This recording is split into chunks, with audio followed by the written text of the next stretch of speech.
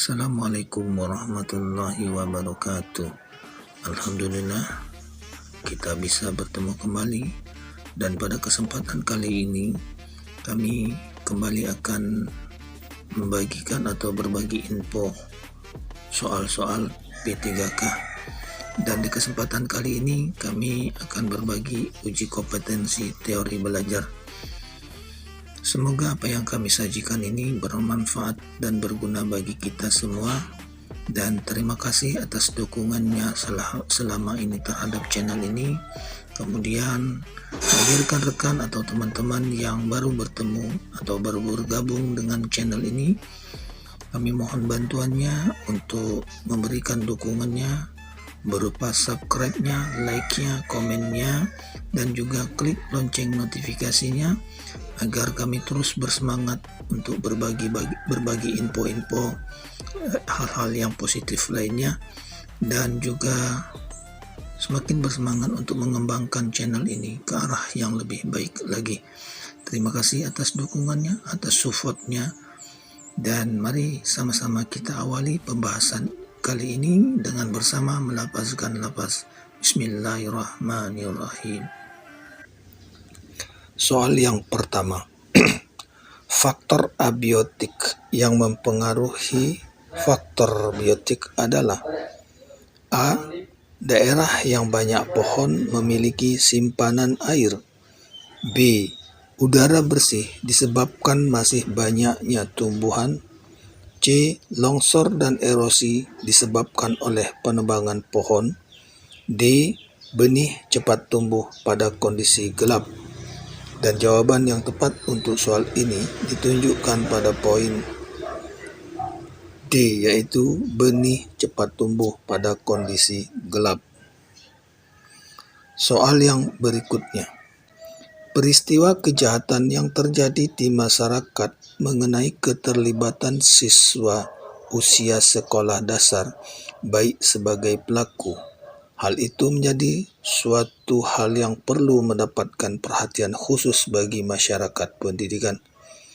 Sebagai guru, maka dalam menyikapi hal tersebut harus memiliki prinsip kebenaran yang: A. Kewajiban guru sebatas dalam pemberian pengetahuan dan keterampilan pada peserta didik. B. Pendidikan yang cukup diberikan untuk mencerdaskan peserta didik. C. Pendidikan moral sebaiknya diberikan keluarga masing-masing. D. Pentingnya pendidikan karakter ditanamkan dalam diri peserta didik sedini mungkin. Dan jawaban yang tepat untuk soal ini ditunjukkan pada poin D, yaitu pentingnya pendidikan karakter ditanamkan dalam diri peserta didik sedini mungkin. Soal yang berikutnya. Berikut ini kemampuan awal yang dimungkinkan muncul ketika mengajarkan membaca permulaan. A. Keterampilan membaca lancar. B. Keterampilan membaca cepat. C. Keterampilan membaca nyaring. D. Keterampilan membaca memindai. Dan jawaban yang tepat untuk soal ini ditunjukkan pada poin C, yaitu keterampilan membaca nyaring. Soal yang berikutnya, tujuan utama pembelajaran ilmu pengetahuan sosial adalah: A. Karakter building. B. Good citizenship. C. Caring capacity. D. Expanding community. Dan jawaban yang tepat dari pertanyaan ini ditunjukkan pada poin A, yaitu karakter building. Soal yang selanjutnya, mengetahui tingkat penguasaan kompetensi dalam sikap, pengetahuan, dan keterampilan yang sudah dan belum dikuasai seorang atau sekelompok peserta didik untuk ditingkatkan dalam pembelajaran remedial dan program pengayaan merupakan A. Prinsip penilaian, B. Tujuan penilaian, C. Fungsi penilaian, D. Bentuk penilaian. Dan jawaban yang tepat untuk soal ini ditunjukkan pada poin B, yaitu tujuan penilaian. Soal yang berikutnya. Pertanyaan: mengumpulkan data atau informasi dengan berbagai teknik, mengasosiasi atau menganalisis atau mengolah data dan informasi, dan menarik kesimpulan serta mengkomunikasikan hasil yang terdiri dari kesimpulan untuk memperoleh pengetahuan, keterampilan, dan juga sikap. Langkah yang dilakukan Pak Ali merupakan bagian dari model pembelajaran. A. Portofolio, B. Saintifik, C. Penemuan, D. Autentik. Dan jawaban yang tepat untuk soal ini ditunjukkan pada poin B, yaitu saintifik. Soal yang berikutnya. UNESCO PBB menetapkan 4 pilar pendidikan, yaitu learning to know, learning to do, learning to live together, dan pilihan jawabannya A. Learning to understand, B. Learning to experience, C. Learning to be, D. Learning to learn. Dan jawaban yang tepat untuk soal ini ditunjukkan pada poin C, yaitu learning to be. Howard Gardner berpendapat bahwa pada diri peserta didik memiliki kecerdasan yang beraneka ragam yang dikenal dengan multi-intelligensi. Berikut ini yang tidak termasuk jenis multi-intelligensi adalah A. Kecerdasan linguistik dan kinestik, B. Kecerdasan musikal dan logika matematika, C. Kecerdasan intrapersonal dan spasial, D. Kecerdasan spiritual dan emosional. Dan jawaban yang tepat dari pertanyaan ini ditunjukkan pada poin D, yakni kecerdasan spiritual dan emosional. Soal yang berikutnya. Sekolah berkewajiban untuk mengembangkan life skill siswa. Tujuannya adalah agar siswa A. memiliki keterampilan vokasional, B. memiliki keunggulan akademik, C. mampu mengerjakan setiap butir soal dalam setiap ujian, D. mampu mandiri. Dan jawaban yang tepat untuk soal ini ditunjukkan pada poin D, yaitu mampu mandiri. Soal yang berikutnya. Elemen perubahan kurikulum 2013 terutama berkaitan dengan A. Standar kompetensi lulusan, standar proses, standar isi, dan standar pengelolaan. B. Standar kompetensi lulusan, standar isi, standar proses, dan standar penilaian. C. Standar kompetensi lulusan, standar proses, standar penilaian, dan standar pembiayaan. D. Standar kompetensi lulusan, standar proses, standar pengelolaan, dan standar penilaian. Dan jawaban yang tepat untuk soal ini ditunjukkan pada poin B, yaitu standar kompetensi lulusan, standar isi, standar proses, dan standar penilaian. Soal yang berikutnya. Penilaian tindakan kelas atau PTK merupakan proses spiral yang terdiri dari 4 langkah kegiatan, yaitu A. Perencanaan, tindakan, refleksi, dan evaluasi. B. Perencanaan, tindakan, pengamatan, dan refleksi. C. Perencanaan, penerapan, evaluasi, refleksi. D. Perencanaan, tindakan, penerapan, refleksi. Dan jawaban yang tepat untuk soal ini ditunjukkan pada poin B, yaitu perencanaan, tindakan, pengamatan, dan juga refleksi. Soal yang berikutnya.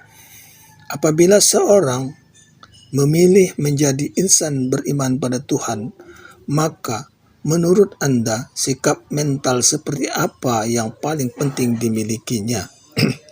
A. Mempercayai dengan sepenuhnya bahwa setiap tindakan manusia berada dalam pengawasan dan pemeliharaan Tuhan. B.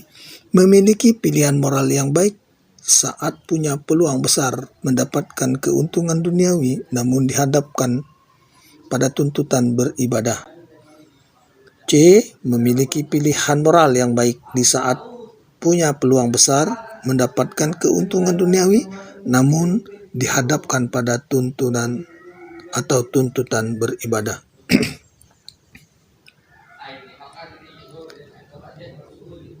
C. Rendah hati dan senantiasa bersyukur. E.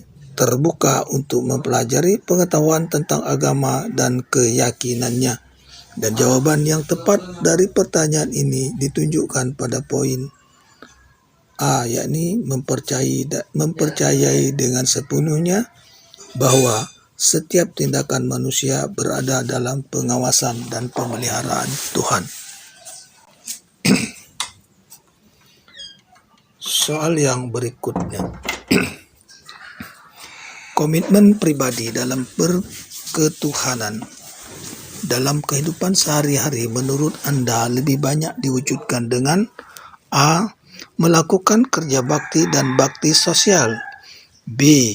Peduli dan memiliki keinginan menolong sesama. C. Mendukung kegiatan keagamaan. D. Mengawali hari dengan berdoa pada Tuhan Yang Maha Esa. E. Berbaik sangka pada orang lain. Dan jawaban yang tepat dari soal ini ditunjukkan pada poin B, yaitu peduli dan memiliki keinginan menolong sesama. Soal yang berikutnya. Pernyataan yang paling tepat menggambarkan keyakinan Anda yang sesungguhnya tentang tugas keguruan adalah A. Menampilkan antusiasme dan semangat. B. Posisi strategi guru sebagai pengelola mutu pendidikan peserta didik. C. Bekerja sama dengan komunitas profesional lain dalam menunjang keberhasilan belajar. D. Membina hubungan positif dengan peserta didik. E. Merencanakan strategi pengajaran yang meningkatkan minat belajar peserta didik. Dan jawaban yang tepat untuk soal ini ditunjukkan pada poin B, yaitu posisi strategis guru sebagai pengelola mutu pendidikan peserta didik. Soal yang berikutnya. Tindakan mana yang Anda pilih ketika ada seorang siswa Anda mengalami kemalangan?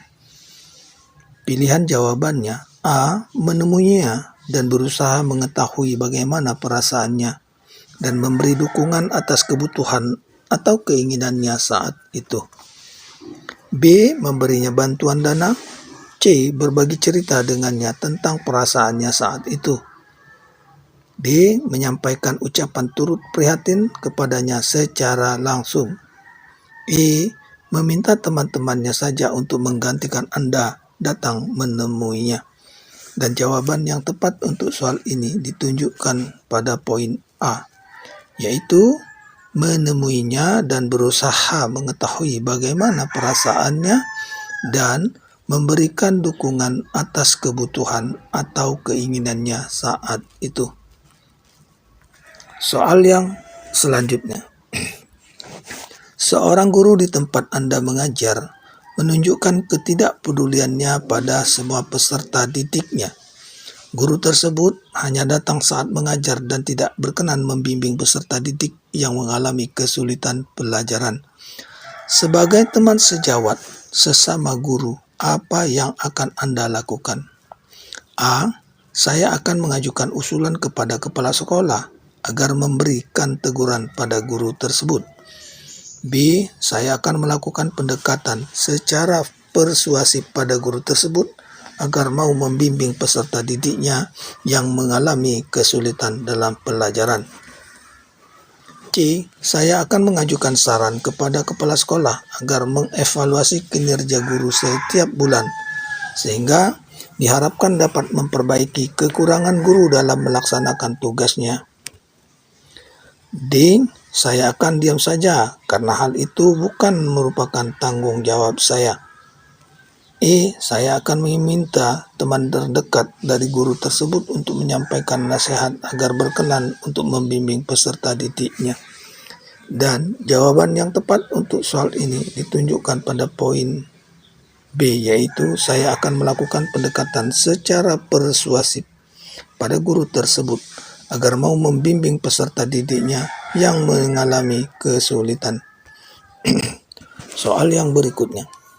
Pada kurikulum 2013, penyusunan kurikulum dimulai dengan menetapkan SKL berdasarkan kesiapan siswa, tujuan pendidikan, dan juga kebutuhan. Setelah kompetensi ditetapkan, kemudian ditentukan kurikulumnya yang terdiri dari kerangka dasar kurikulum dan struktur kurikulum. Ada beberapa faktor yang harus dikembangkan, antara lain A. Tantangan internal dan eksternal. B. Responsibility. C. Reinforce it. D. Enrich it. Dan jawaban yang tepat untuk soal ini ditunjukkan pada poin A, yaitu tantangan internal dan eksternal. Soal yang berikutnya. Seorang peserta didik memiliki prestasi yang unggul di kelasnya.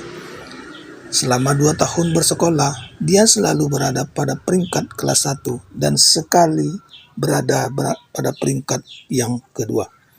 Pandangan Anda sebagai guru terhadap peserta didik tersebut adalah A. Peserta didik berprestasi tinggi disebabkan oleh faktor lingkungan, terutama lingkungan keluarga, sehingga dia dapat lebih rajin belajar. B. Peserta didik yang sudah berprestasi tinggi sudah mampu mandiri dalam belajar dan mengembangkan motivasi dalam diri sehingga tidak terlalu memerlukan perhatian guru. C. Memotivasi dalam diri siswa yang berprestasi tinggi semuanya sudah terbentuk sejak masa kecil sehingga guru tidak terlalu repot memelihara motivasi tersebut. D. Semua peserta didik dengan prestasi tinggi maupun rendah sama-sama memiliki kebutuhan untuk memelihara motivasi belajar mereka, tetapi bentuk dan strateginya yang berbeda. E. Peserta didik tersebut yang paling penting diberikan penghargaan atau reward sehingga memotivasi belajarnya terpelihara dan prestasinya stabil. Dan jawaban yang tepat untuk soal ini ditunjukkan pada poin D, yaitu semua peserta didik dengan prestasi tinggi maupun rendah sama-sama memiliki kebutuhan untuk memelihara motivasi belajar mereka, tetapi bentuk dan strateginya yang berbeda. Soal yang berikutnya. Saat mengajar terjadi cekcok antara peserta didik yang kaya dengan peserta didik yang miskin dengan membawa-bawa isu perbedaan latar belakang status sosial ekonomi sehingga pembelajaran tidak dapat berlangsung untuk beberapa saat. Lalu upaya yang dilakukan guru untuk menelainya adalah A. Meminta keduanya untuk ke petugas tata tertib di sekolah. B. Meminta berhenti dan menjauhkan tempat duduknya agar pelajaran dapat segera berlangsung kembali. C. Memarahi keduanya dan menyatakan bahwa kalau tidak dapat berhenti percecokannya akan disuruh keluar kelas.